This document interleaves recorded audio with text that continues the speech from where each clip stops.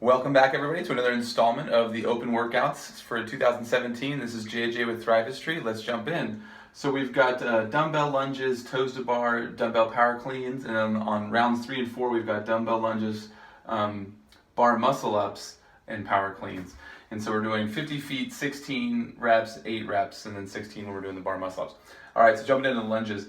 We've got, what I want you guys to do is think about resting those dumbbells as much as you can on your shoulders. We haven't seen a lot of guidance on where you can put the dumbbells, and so I need to wait and see. I want to get a little more research, but it looked like Dave Castro said on the video, you can actually balance them on your shoulders as long as the head of the dumbbell is back behind you and you don't let go of the handle, right? So you can't, for example, release the handle and hold the dumbbell like this. But you should, if you're flexible enough, we want you to release your grip a little bit and get those elbows up. And the reason why I mentioned that is that because the reason why this is such a grip intensive workout is because toes to bar cleans and of course bar muscle ups are very grip sensitive or grip intensive. The dumbbell lunges, if you're holding the weights and you're in this flexed position, your forearms won't be able to recover because you're not going to be able to get blood flow to them. And so the more you can kind of support those loads and kind of release the hand a little bit and try to not be so flexed, if you can support the dumbbells a little bit more on your torso and not have to hold them, that's going to help your forearms recover and it's going to make a huge difference for the rest of the workout. So I wouldn't, until you know for sure, I wouldn't put the dumbbells all the way stacked vertically on your back like this until we get a more confirmed thing, but that is something you should be thinking about, especially if you're doing the workout like on Saturday, Sunday, you'll have a little more time to find those answers. I'll see if I can find them and post them. All right, so when you're doing your lunges, we always want our chest up, so our chest vertical. We don't want to see you guys tipping forward this way. One of the things I see a lot in dumbbell lunges, we do them a lot in our programming, is people try to take too big of steps, right? So when we're going for distance, there's this tendency to try to take very long steps. And what ends up happening is we end up seeing a hyperextension of the back because as the feet go wider and wider, the hip flexors prevent people from engaging their glutes and keeping their abs turned on, so they end up hyperextending their back. And so that's going to be even worse when you combine that with the dumbbell cleans and we're going those two positions. So just make sure you're not taking too large of steps. And then we want to really avoid no reps, right? So for example, you may or may not have noticed, but the 5-foot increment lines, if you do anything wrong in the next 5 foot, for example, if you are stepping over the finish line of one 5 foot and you drop the weights because you're trying to finish, or you just lunge and you're standing up and then you go to pick your foot up and before the heel crosses you lower the weights, that whole last 5 feet doesn't count. So if you do a lunge and your knee doesn't touch, you have to back up to the previous 5 foot line. So it's gonna be very important that you're organized and that those reps count, because it's not just like, oh, I have to take one step back. It's gonna basically be 2 or 3 steps depending on how long your legs are, right? So just make sure that you're really deliberate on those lunges and you avoid no reps as much as you can.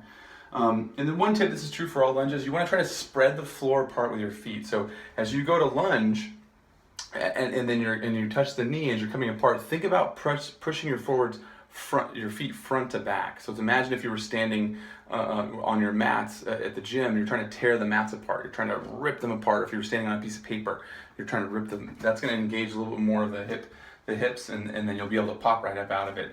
And one thing too, for people who might struggle with this weight, try not to get in the habit of doing the lunge and shifting all of your weight to your front leg. Take the step, go straight down, tap the knees, stand up, then take the next step, right? So that's how that works. And we do a lot of single leg lunges in our strength focuses, so that should be pretty familiar for you guys, which we do at the hang or in the front squat.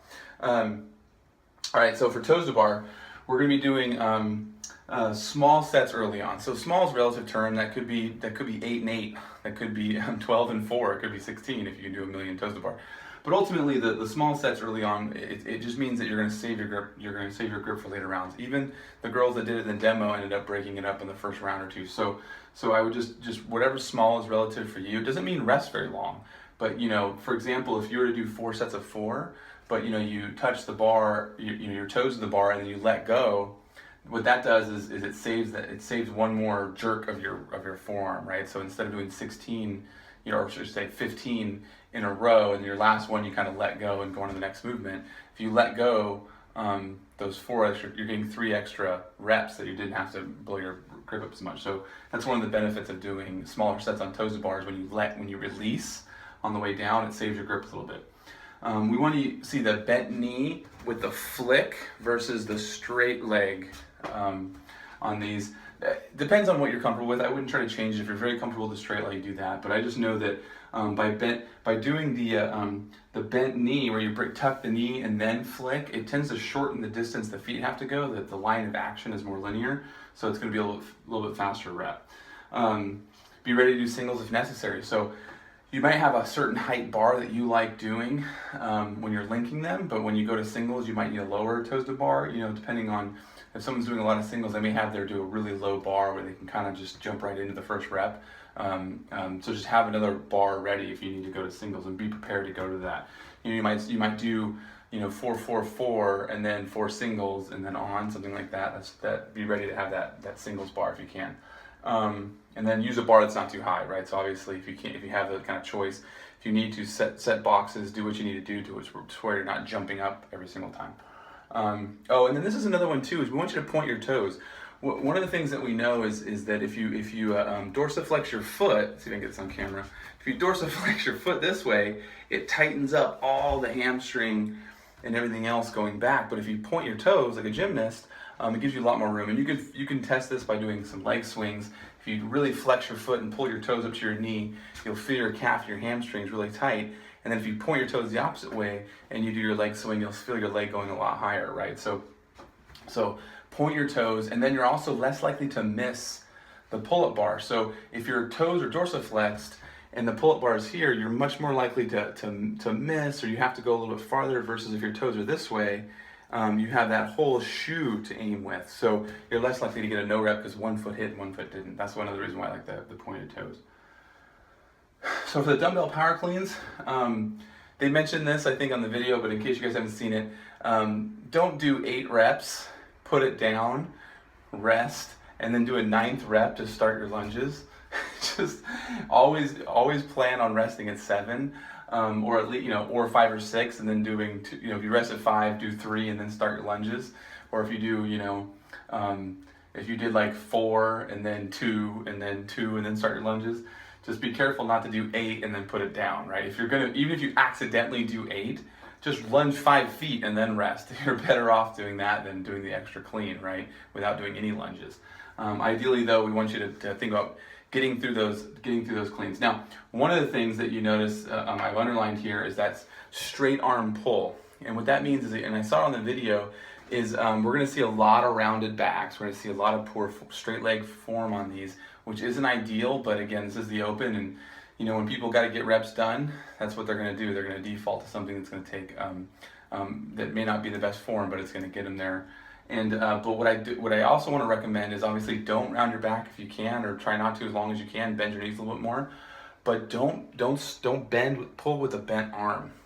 If you're pulling with a bent arm, all that's going to do is blow your bicep more and actually fry your grip even more, because the way that your elbow works is that if you're pulling with a bent arm, it blows your grip up too, because of the way the elbow and the forearm muscles interface. So keep the arms straight, angle the head of the dumbbell down, right? So the dumbbell is pointing down this way, because you'll only have to touch one point on the dumbbell on this workout compared to last workout. So hold it to the back, toward the back, so that the dumbbell hangs forward a little bit. Use a hook grip if you can, and then tap those dumbbells, but keep them straight and do a big pull and shrug, and then catch in a power. If you're a real monster, you might try muscle clean curling, but again, doing that muscle clean curl is going to blow your biceps up, which will affect your grip. It'll affect your toes to bar and your bar muscle up. So I think a lot of people are going to think that this workout comes down to toes to bar and bar muscle ups, but the dumbbell power clean is actually going to affect those movements and actually make them harder. So I mentioned the hook grip and the angle of dumbbells. So let's talk about bar muscle ups. So one of the things that they pointed out in the rules, I don't remember this in the rules last year, so I just wanted to point it out. If you do the bar muscle up, where you do a pull up and you throw a forearm or an armpit, that's a no rep this year. So if you're gonna do a bar muscle up, it's got to be a legit bar muscle up here. Only your hands. Your hands are the only part of your arm that can touch. Now, what that does mean is if you can do a pull up and get one arm up, and kind of do like a strict one arm to here, then get your other arm, then do it. That should count. But you're not able to kind of throw an elbow, kind of armpit over, and kind of climb up and do that, which I think they could do last year. And obviously, no roll of support, something like that. And then just a reminder too that your heels cannot pass above the plane of the bar. So if this is the bar here, and this is the foot, your toes can go above the bar, but not the ankle or the heel, right? So we actually want to bring our feet up as high as possible. So I mentioned here small sets. Obviously, same thing with toes to bar. If you try to go big on these, you're just going to blow up and spend some time staring at the bar. Doing singles and doubles and triples for a lot of people is going to be a good idea.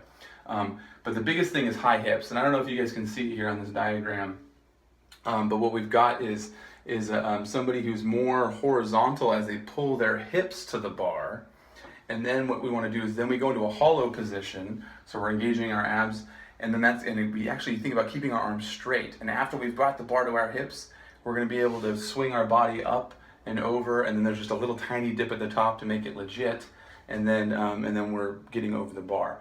So this is a modified glide kip, is usually what I call it. I'll post a video. I'll post it here on the video, or I'll link to it in the description, or in the obviously in the article. I think Track has a really good video from 101 Track Fit. So I'll do that with a good demonstration with some slow-mo so you can see what I'm talking about. But a lot of people, when they do these bar muscle ups, they're not bringing their legs and their hips high enough. They're doing this leg swing and they're doing like a little tiny kip, like a pull-up, and then they're just using all arms. Where if you bring your center of mass a lot higher and you actually initiate with it more like a toes to bar. So you bring those toes near the plane of the bar, and then you snap your hips to get up to the bar, and then you're able to get over. It's a much easier movement. In fact, some people even say it's even easier than a pull-up when you get the timing right. And I have people who have got their first bar muscle up last year that could barely do chest bar pull-ups, and they were able to do bar muscle ups. So it's really is a technique thing when you learn it that way. But it's called a modified glide kip, and I'll put some videos up for that. But like I said, the main key is you want to actually get your feet almost illegal, but you want to ride that line. Get those feet high, especially when you get tired. Your body's going to want to be lazy, but that's where the movement happens. Is actually at the bottom, not through the transition or the kip. Be very careful with chicken winging, you guys. If you do the one arm at a time chicken wing thing, or you see that happening in your gym, you got to be very careful because those people could definitely tear something. It's how you get something like a torn labrum. So is it really worth it? It depends on what their goals are. But if you see someone get one or two chicken wings, you might want to stop them and ask them, being like, dude, you don't need to do this anymore. You've got a few reps in. You don't want shoulder surgery. So just be aware of that. I mean, obviously, if someone does a chicken wing in the open, I'm going to let them get away with it. But I'm more likely to let them get away with it than I am in just the regular gym stuff. So and I drew another diagram here too, where you can see the difference is that they tend to swing back and then they bend their arms on the more pull-up, and then they try to lay their body on the pull-up bar and then press out. And the problem with that is it's not as efficient because they're not getting their center of mass. They're not using the momentum underneath the bar to get their center of mass close to the pull-up bar. Just a last couple pointers.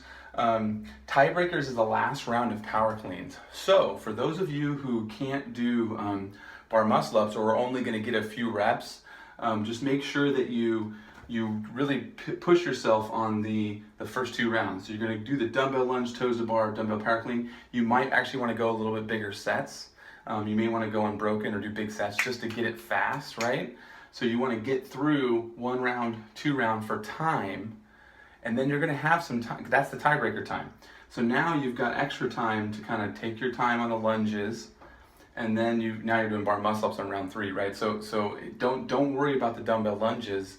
If you're worried about getting 1 or 3 bar muscle ups, really try to nail the first 2 rounds and through the dumbbell cleans, and then use the dumbbell lunges to kind of rest and recover a little bit, and then just get as many bar muscle ups as you can, right? So keep that in mind, that the tiebreaker is after the cleans, it's not after the lunges. If you can't do, so the scale for bar muscle ups is pull-ups, which I'm not a big fan of. I think they could have come up with a better solution. But if you can do if you can do one 5-foot lunge, if you can get a legit 5-foot lunge at the weight, then you beat everybody who's scaled, right? So instead of scaling the weight down, if you're concerned about your score, you can just do as many lunges as you can, and let's say that's all you do, and you get 0 toes to bar. You will be ranked higher than every other person who did a scaled, or maybe they got 5 rounds scaled, right? So just keep that in mind that you know, if you're gonna, when you log it, you might as well log that, and then you can still do the work. I mean, you can do the lunges as prescribed, and then do scaled everything else just for fun. But when you actually submit your score, submit it as 1 round of lunges, and then that's it, right? So, but if you can't do bar muscle ups, again, do it RX until you get to the bar muscle ups, and then if you can't do pull ups, then that's it. You just did it for time. You can still log this as RX if you can do the toes to bar, right? So just keep that in mind. And then the last thing is this is a grip workout. We do a lot of grip work. We do those farmer carries.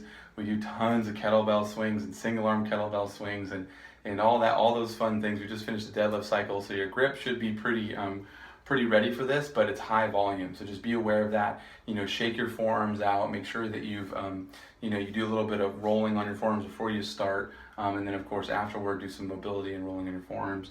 But this is a very grippy workout, so the more you can kind of grip tends to once it starts to fail, it's done. So try to not hit total failure, but do smaller sets so you don't fail. All right, guys, good luck, have fun, and I look forward to seeing everybody's scores as the week goes on. Thrive on.